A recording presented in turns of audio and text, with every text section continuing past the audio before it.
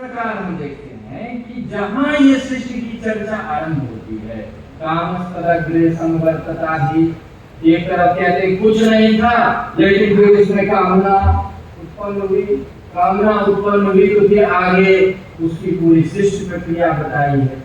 तो कारण रूप ईश्वर, कारण रूप तत्व जब कार्य रूप में अपने को अभिव्यक्त करते हैं तो वहां सृष्टि की भी स्थापना होती है और वहां फिर समय के अनुसार उनका अवतरण भी होता है। अधर्म की हानि की पराकाष्ठा यदि आज की टर्मिनोलॉजी में बोले तो एक प्रेसिडेंट ऑफ इंडिया या प्राइम मिनिस्टर की जो फर्स्ट लेडी है वो पार्लियामेंट में है और उसका कोई अपमान कर रहा है, वो नियम कोई काम नहीं कर रहा। तो इस तरह की परिस्थिति जब है, इसीलिए भगवान कहते हैं कि जब राज्यसभा के अंदर यह स्थिति थी तो फिर बाहर कैसी थी। तो इसीलिए धर्म संस्थापना है, जो नियम है, जो धर्म है, उस धर्म की स्थापना के लिए फिर संभवामी हुए, फिर भगवान आते हैं और आकर के फिर बैलेंस करने का मतलब ही है धर्म की स्थापना। नियम के अनुसार राज्य चले, हर एक व्यक्ति को जो वो करना चाहता है उसको वो पूरी स्वतंत्रता मिले कि अपने व्यक्तित्व का पूरा विकास करे, जीवन में सुख प्राप्त करे, समाज में शांति की स्थिति रहे। तो ये सारी चीजें जो है तो दो रूप हुआ, एक तो रक्षण के निमित्त मात्र ही अवतार है और दूसरा है कि मूल तत्व से अपने को देहधारी के रूप में।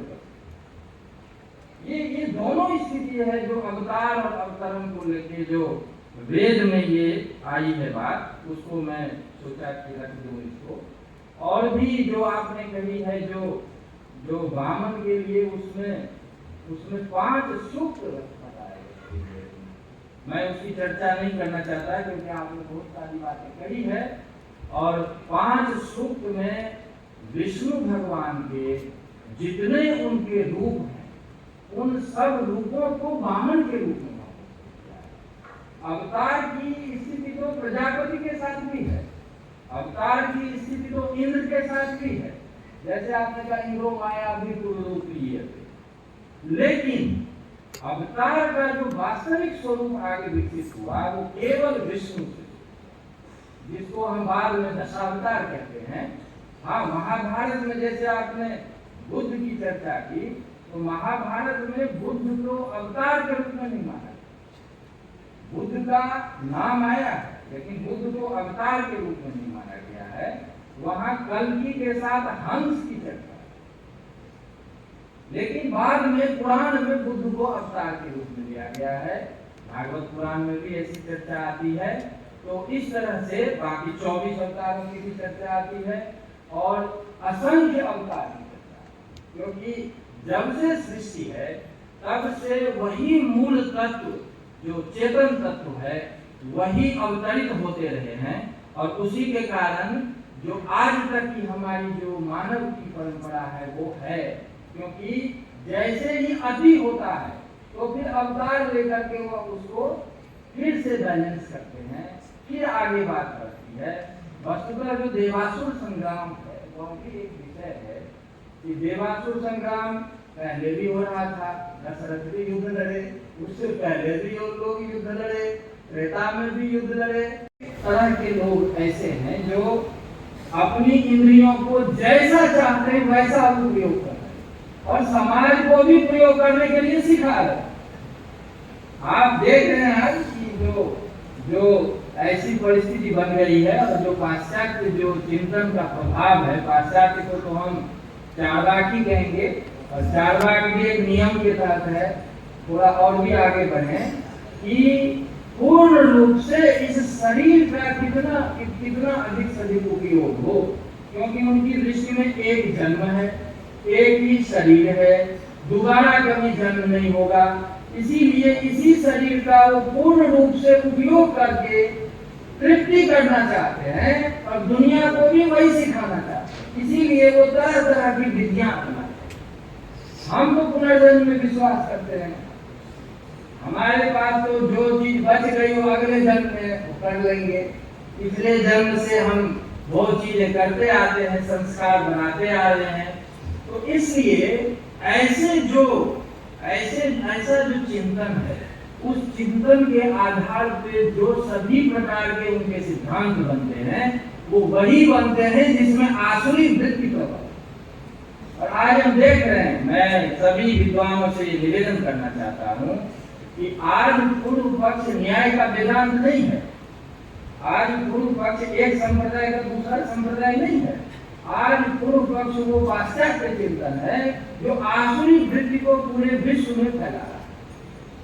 इसीलिए हमें इस रूप में भी विचार करना चाहिए कि किस तरह से जो हमारा जो ये अनादि ज्ञान है, जो हमारा जो ऋषि मुनियों के द्वारा जो प्रदत्त जो सब कुछ है, जिसमें कि दैवी वृत्ति, भगवान कृष्ण को गीता में आसुरी संपद और दैवी संपद लिखना पड़ा, एक पूरा अध्याय समर्पित है। क्यों?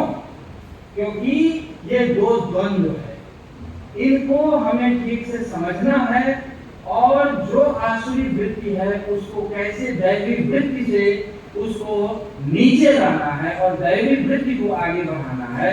उसी के लिए मुझे लगता है कि हम जितना देख रहे हैं कि अपना गुरुकुल है, हम स्वामी जी सब और ऐसे हजारों जो संत हमारे हैं वो जीवन को लगा दिया इसमें कि इसी दैवी वृत्ति को आगे बढ़ाना है। और दैवी वृत्ति क्या है? तो विवेकशील, कि कोई भी कार्य हम करते हैं तो उसमें हमें यह सोचना है कि यह कार्य परिवार के लिए, समाज के लिए, सबके लिए, पूरी मानवता के लिए, पर्यावरण के लिए, सबके लिए कहीं हानिकारक तो नहीं है। यदि हानिकारक है तो कोई भी विवेकशील ऐसे कार्य को नहीं करे। मेरे पास शब्द नहीं है कृतज्ञता व्यक्त करने का। एक बात अवश्य कहूँगा, जब प्रवचन चलते हैं तब हमारी श्रोताओं की जो मनोस्थिति होती है, जब भोजन का समय आता है तो कानों की प्यास कम हो जाती है, तो फिर कान तृप्त हो जाते हैं। लेकिन कोई कोई प्रवचन ऐसा होता है कि कानों की प्यास बढ़ती जाती है और भूख कम हो जाती है। हमें तो ऐसा लगता है कि बस बोलते ही रहे, बोलते ही रहे, बोलते ही रहे। धन्य भागी हुए विदाय थे गुरुर्भीमः कुचरो वरिष्ठः। किसी ने पूछा कि भगवान अवतार क्यों लेते हैं, तो हम तो सीधे साधे वे तो वो धारण कर ले, उसमें तुम्हें क्या पेट में दुखता है? हम गए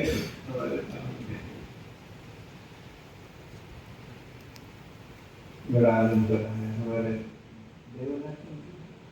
आपका।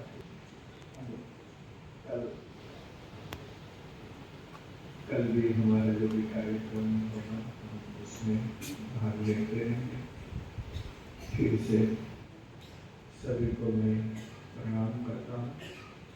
आगे की जो भी सूचनाएं होगी तो चिंतन भी देंगे और हम सत्य समारंभ की समापन की करें। धन्यवाद। जय भारत।